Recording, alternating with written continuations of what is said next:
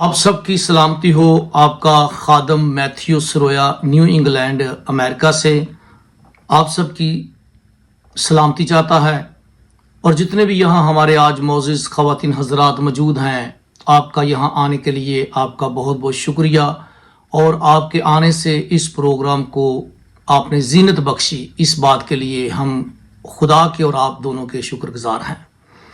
इसी के साथ साथ आपको ये बताता चला जाऊं कि आज जितने भी यहाँ मौजूद हैं, जिसमें हमारे मजहबी, सियासी, फलाई लोग मौजूद हैं, जिसमें हमारे कुछ क्रिश्चियन, हिंदू, बुद्धिस्ट और मसीही लोग हैं, आप सबका बहुत बहुत शुक्रिया कि आप इस प्रोग्राम में तशरीफ़ लाए।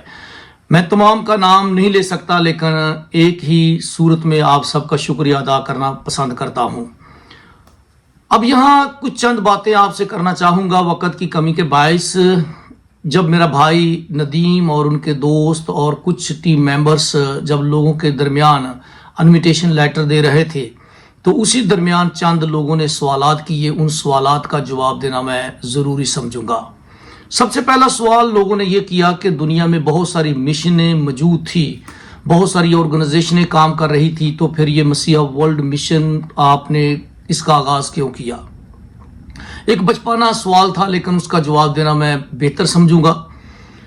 जब मैं बच्चा था, छोटा था, तो बचपन में ही मेरी दादी ये कहा करती थी कि आप इन गांव में उड़ती हुई गिद्धों को देखो। गिद्धें जो हैं वो कभी खुद शिकार नहीं करती, बल्कि वो किए हुए शिकार पर बैठती हैं। तो मेरी दादी ने मुझे नसीहत की और उसने कहा कि तुम्हें गिद्ध का किरदार अदा नहीं करना, बल्कि तुझे बाज का किरदार अदा करना है। बचपन से ये बातें, जब स्कूल में जाता था तो यही हमेशा, जब भी कहीं वहाँ जानवर मरते थे तो गिद्ध आकर वहाँ टूट पड़ती थी। मेरी दादी कहती थी कि बाज कभी किसी के किए हुए शिकार पर नहीं, बल्कि वो खुद शिकार करता है। तो तुम्हें बाज का किरदार अदा करना है, ना कि गिद्ध का किरदार अदा करना है। जब मैं UP church United Presbyterian church international का मॉडरेटर मुकर्रर हुआ 1998 में, और उसी के दरमियान मैं फीबा रेडियो पर एज ए सदर के तौर पे काम करता था, और रेडियो पाकिस्तान रावलपिंडी में मैंने काफ़ी ड्रामे लिखे, काफ़ी प्रोग्राम किए। तो उस वक़्त मेरे दिमाग में ये बात आती थी कि क्या कहीं मैं गिद्ध का किरदार तो नहीं अदा कर रहा। जैसे कि गिद्ध जो है वो शिकार की हुई चीज़ पर बैठ जाती है। मैं जब अमेरिकन मिशन का मॉडरेटर और उसके बाद मैंने जंग अखबार पे काम किया, पीटीवी पर मैंने काम किया, लेकिन मुझे ऐसा लगता था कि ये जितनी मिशनें हैं, ख़ास तौर पे मसीही मिशनें जो हैं, ये बाहर से हमारे मुल्क में तशरीफ़ लाएं और उन्होंने जो कहा हमने वो किया। लेकिन हमारी अपनी पहचान क्या है, हम पाकिस्तानी जो हैं, हमारी अपनी आइडेंटिटी क्या है।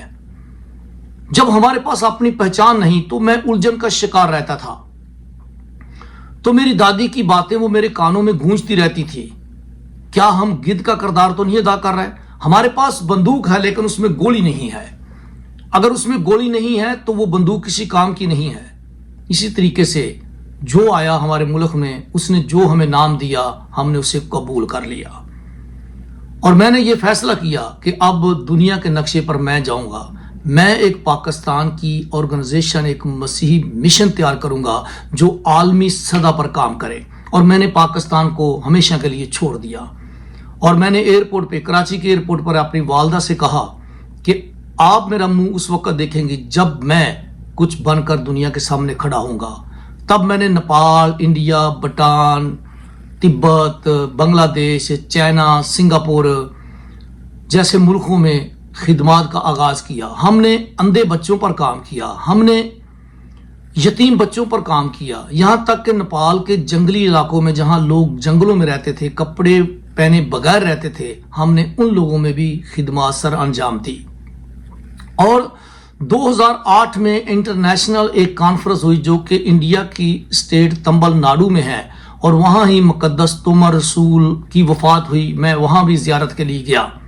तो वहाँ 2008 में तमिलनाडु में मुझे पहला पाकिस्तानी मिशनरी अवार्ड मिला, और दुनिया के नक्शे पर हम आए। और आज दुनिया के 32 मुल्कों में मसीहा वर्ल्ड मिशन काम कर रही है। जैसे कि यूरोप में हम काम कर रहे हैं, अमेरिका में मैं रहता हूं, यहाँ काम कर रहे हैं, अफ्रीका और एशिया में, और ऑस्ट्रेलिया जैसे और ब्राज़ील जैसे मुल्कों में भी हम पहुंचे हैं। यानी 5 बड़े आज़म में हमने काम किया और ये मैथ्यू सरोया की पहचान नहीं, ये आप सब की पहचान है, ये हम सब पाकिस्तानियों की ये मिशन है। तो इसलिए इस मिशन का आगाज़ किया गया और मसीहा वर्ल्ड मिशन जो है वो उर्दू में इसका नाम होता है आलमी मसीही जमात। तो मुझे उम्मीद है कि जितने लोगों ने ये सवाल किया था उनको उसका जवाब ज़रूर मिला होगा।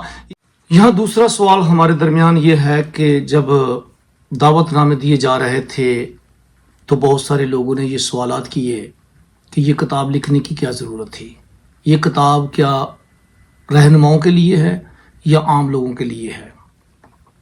मुझे हैरानगी हुई उस वक़्त जब लोगों ने ये किताब हाथ में पकड़ कर ये सवालात किए।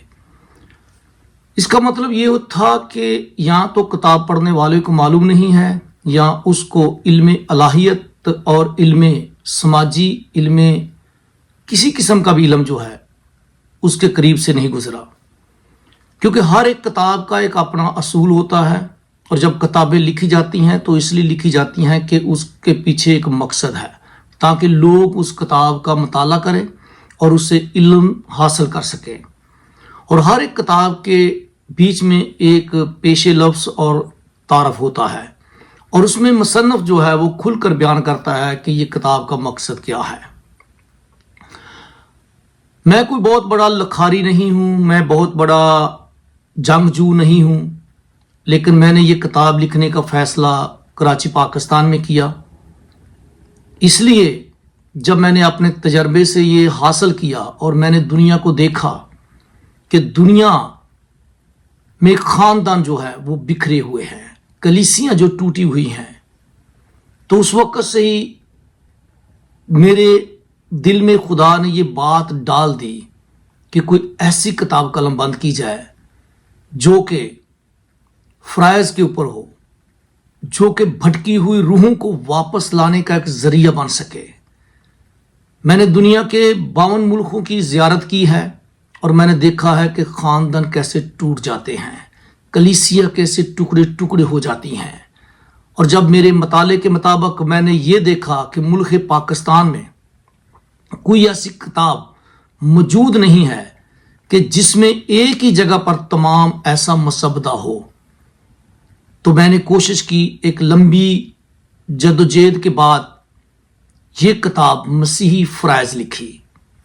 और जब मसीही फ़राइज़ इस किताब का नाम है, जिसे अंग्रेज़ी में क्रिश्चियन ड्यूटी कहते हैं, तो उसके बाद ये किताब सिर्फ मसीही लीडरों के लिए नहीं हो सकती, ये हर एक उस मसीही की जिम्मेदारी है। और मैंने कोशिश इसलिए की कि ये किताब हर दरवाजे पर पहुंच सके ताकि टूटे हुए ख़ानदान दोबारा से जुड़ जाए, टूटी हुई कलीसिया जो है वो दोबारा से बहाल हो जाए, बिखरी हुई भेड़ें जो हैं ऊंचे टीलों पर जो जा चुकी हैं उन्हें वापस लाया जा सके। इस किताब में ये कोशिश की गई है कि हम किस तरीके से अपने ख़ानदानों को, अपने बच्चों को, अपनी कलीसिया को बचा सकते हैं। इस किताब में भरपूर तरीके से कोशिश की है कि कलाम मुकद्दस के मुताबिक वो सबूत इकट्ठे किए जाए जो आज तक मसीही कौम से पशीदा रखे गए हैं। इस किताब में मैंने अपनी कलम के ज़रिए ये साबित किया है कि आज मसीह कौम मील खुदावंद यीशु मसीह की अज़मत और उनकी हशमत और सैयदाना यीशु मसीह के नाम से भी बाखबर है, यहाँ तक कि वो सिर्फ दूसरों पर दबाव और डालने की कोशिश में लगे रहते हैं।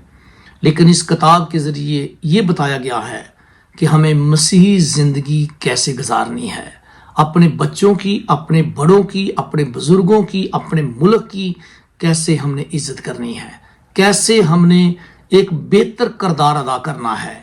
और मुझे उम्मीद है कि ये किताब हर किस्म के अफराद के लिए, हर किस्म की उम्र के अफराद के लिए वैसे बरकत होगी। और ये किताब ना सिर्फ मसीहों के लिए बल्कि ये किताब गैर मसीहों के लिए भी मुफीद साबित होगी। और क्योंकि हमारा कल्चर एक है, हमारी सकाफत एक है, इसलिए मैं समझता हूँ कि इस किताब के ज़रिए से बहुत सारे बिखरे हुए ख़ानदान दोबारा से जुड़ जाएंगे, बहुत सारी नफ़रतें जो हैं वो ख़त्म हो जाएंगी, बहुत सारे ऐसे बच्चे जो अपने वालिदैन के बागी हैं वो खुदावंद के फजल से वापस आ जाएंगे اور آپ کا خاندان خوشحال ہوگا. مسیحی فرائض کے ذریعے سے آپ اپنی نئی زندگی کا آغاز کریں گے. خداوند آپ سب کو بہت بہت برکت دے. خداوند آپ کا محافظ اور نگہبان ہو.